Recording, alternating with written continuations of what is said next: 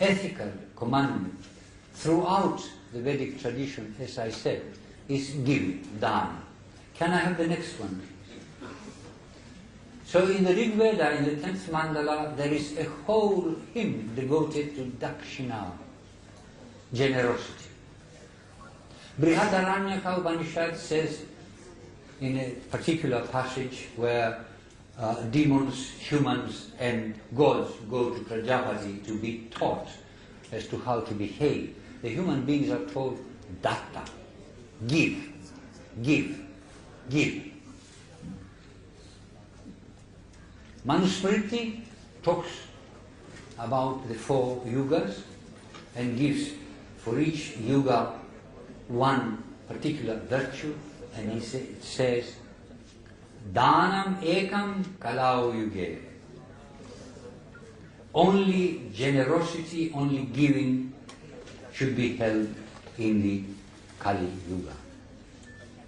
Bhagavad Gita also give, give, give in the 8th book, in the 16th book, everywhere. Can we go on, please? Now, this is the cycle of the 4 yugas. This is the Mahayuga. In the Krita or Sad Yuga, the virtue is tapas. That means meditation and union with the Absolute.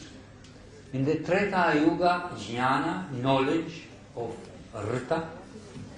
In the Dwapara Yuga is yajna or yagya, as you call it, sanctification through sacrifice, and the Kali Yuga, dana.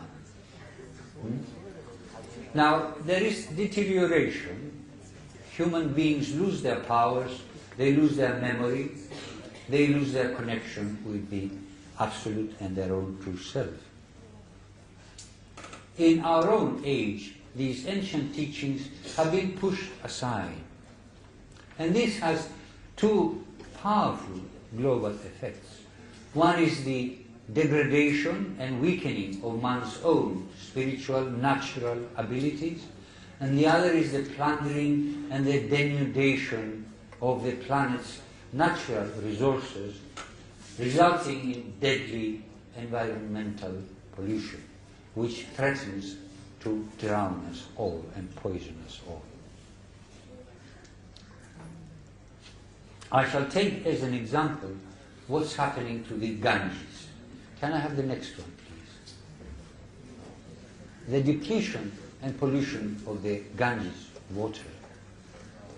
Now, first and foremost, because of what's happening globally, this hothouse effect, as they call it, this phenomenon, the Himalaya glaciers are diminishing. They are melting down, and therefore the water is depleted. But that's not all.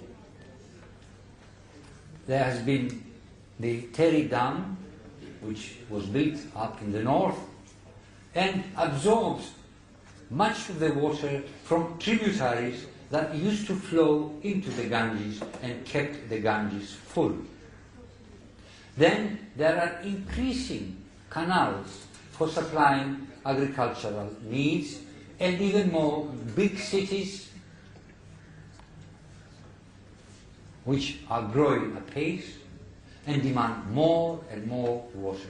In my hotel here, there is a small notice beside my bed which says, "Please save water."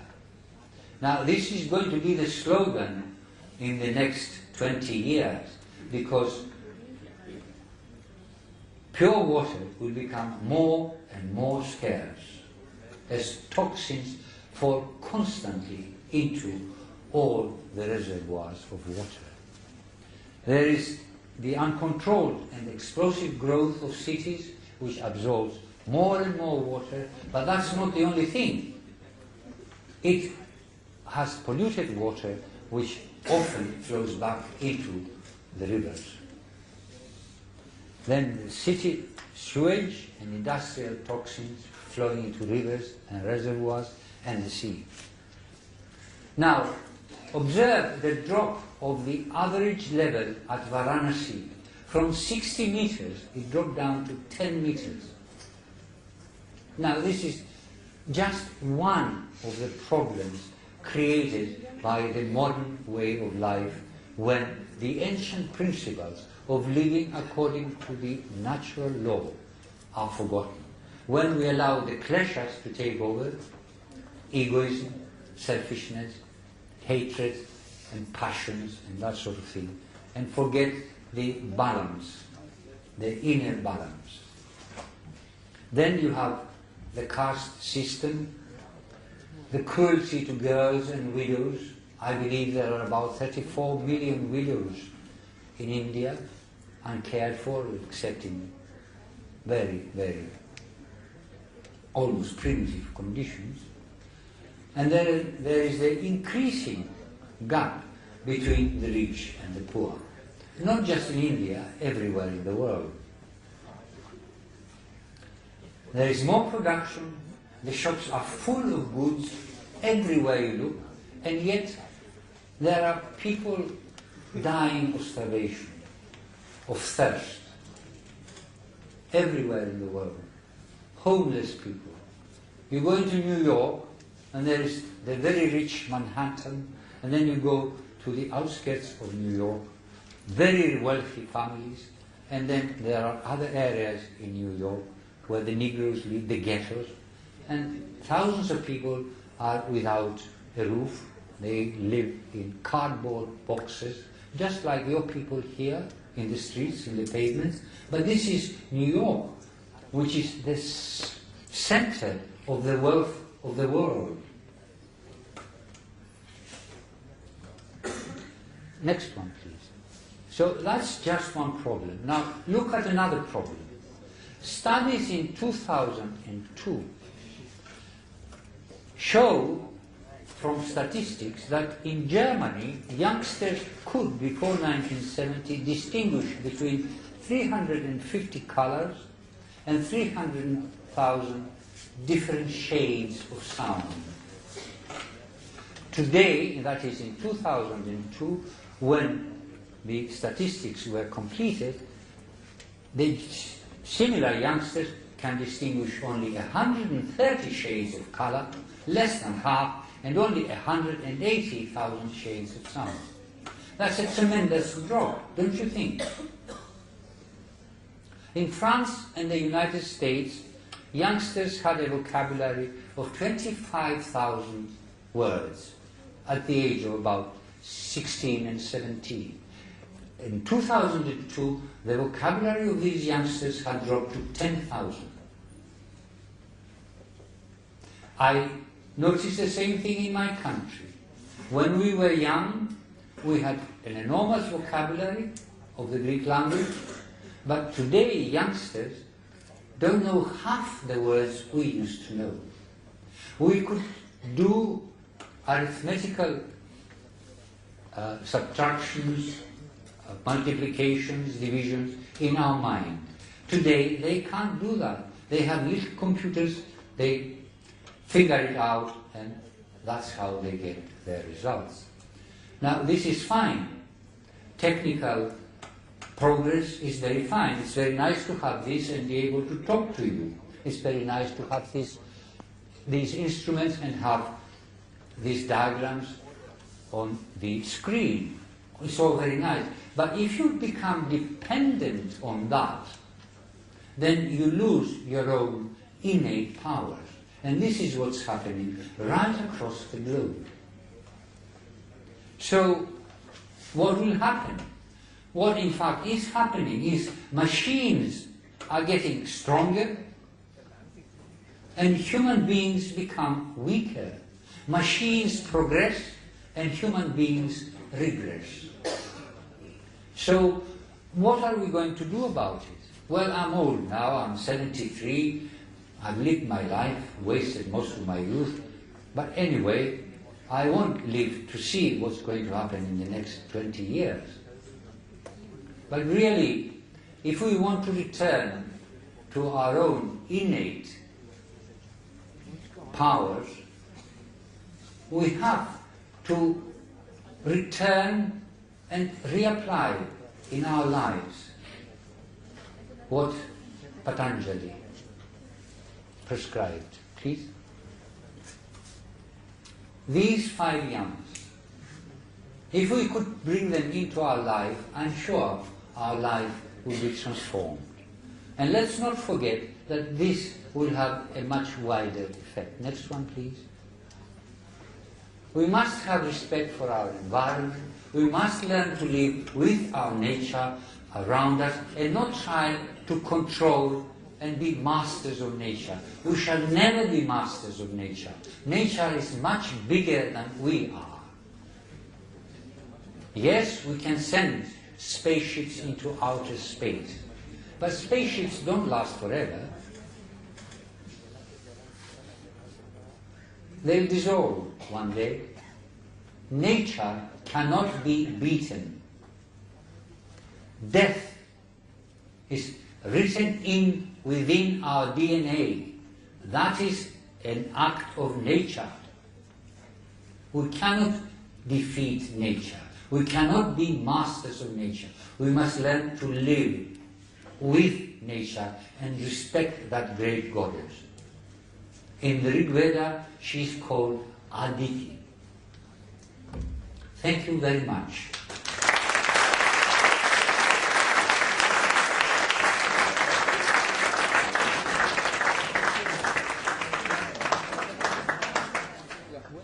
What is your take on the 4 yugas and the Rig Veda being present long before around even 20,000, 30,000 years ago?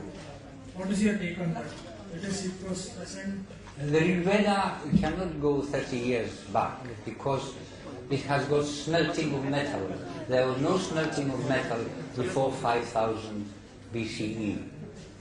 So if it mentions smelting of metal, that means that at least those hymns that mention smelting of metal, and there are several of them, must have been written after 5000. Because before 5000, they have not discovered yet anywhere in the world any smelting of metal. Now, as far as the 4 yugas are concerned, as you know, the astronomical tradition of the Vedic tradition speaks of Kali Yuga starting around 3102 BCE. Rig Veda is before the beginning of Kali Yuga. It's in the 5th millennium. Some hymns are there, some are, because not all hymns of the Rig Veda were written at the same time or in the same region. There are dialectal differences, and there are certain differences in time. It is obvious because they speak about Purvya rishis, earlier rishis, middle rishis, and Nutanari, new rishis. Is that all right? Anybody else?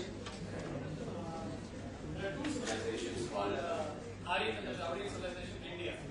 Aryan? Aryan and the Dravidian civilization. But the truth is, it was celestial civilization that was existing. And as far as I know, it was Mr. Alan Bancroft from the British who started these 2 civilizations and tried to grab the minds of the people here. What's your take on that? My take on that. Okay, I'll give my take on that. I don't know much about the Dravidian civilization and culture. I don't know any Dravidian languages at all. In fact, as I walk about and I see all these beautiful letterings, I wish I knew that, how to be able to read it. I deal with Sanskrit. I learned Sanskrit, and then from there I branched out into Indo-European studies. Dravidian, as far as I know, the little that I know, and from what I have read in my studies, Dravidian is not an Indo-European language. It has perhaps a very, very distant relationship. There are a few words that are the same, perhaps. There is obviously give and take between Sanskrit and Dravidian languages. Some Dravidian words are in Sanskrit, some Sanskrit words are in Dravidian. But you're quite right. Originally, there wasn't any problem. People lived very, very happily. But I don't know if the British politicized the issue, but anyway, the issue has been politicized, And there is a lot of conflict now, which I think is totally unnecessary. It's totally unnecessary for one very simple reason. I mean, down here you worship the same gods, don't you? Vishnu and Shiva, and Saraswati and Lakshmi, or do you worship different gods? They are the same gods, no? So where is the problem? I mean, these gods are Vedic gods. Well, perhaps Lakshmi is a little bit later, but Saraswati is in the Veda, Vishnu is in the Veda, Indra is in the Veda. So I can't understand why this issue has been politicized to such a violent degree. I mean, I'm a foreigner. I've never sort of indulged in politics, except in my youth. I was a communist, yes, but I gave it up when I became a little bit more serious. And I think it's a very sad situation, and it should not have taken place. And I think that all sensible people, like you, I hope, will work towards the expulsion of this particular aspect in your lives. That's all I can say. Anything else? Please.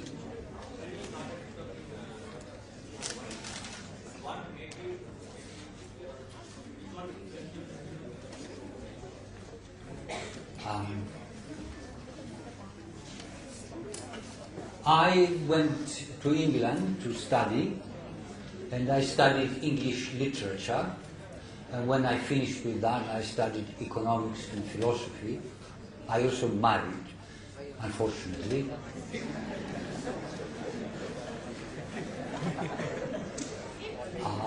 That was my first marriage.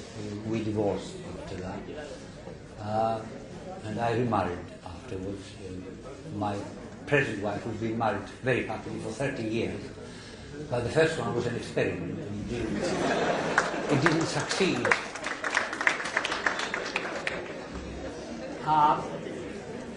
While I was studying philosophy, I had to read the Upanishads as part of the curriculum for Eastern philosophy.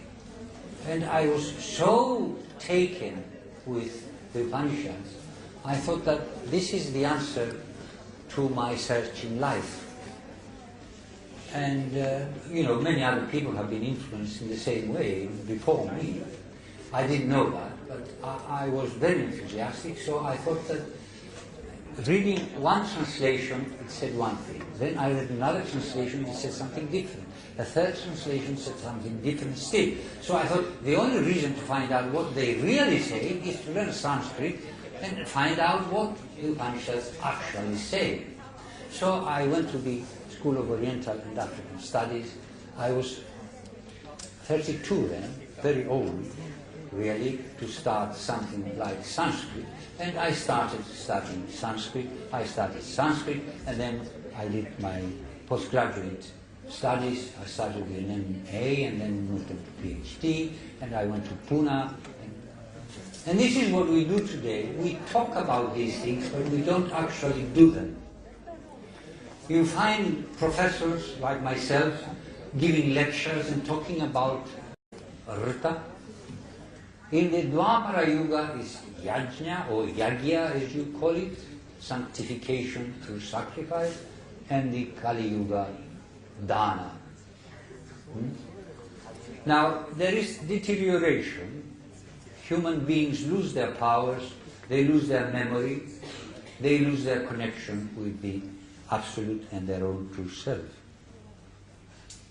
In our own age, these ancient teachings have been pushed aside. And this has two powerful global effects.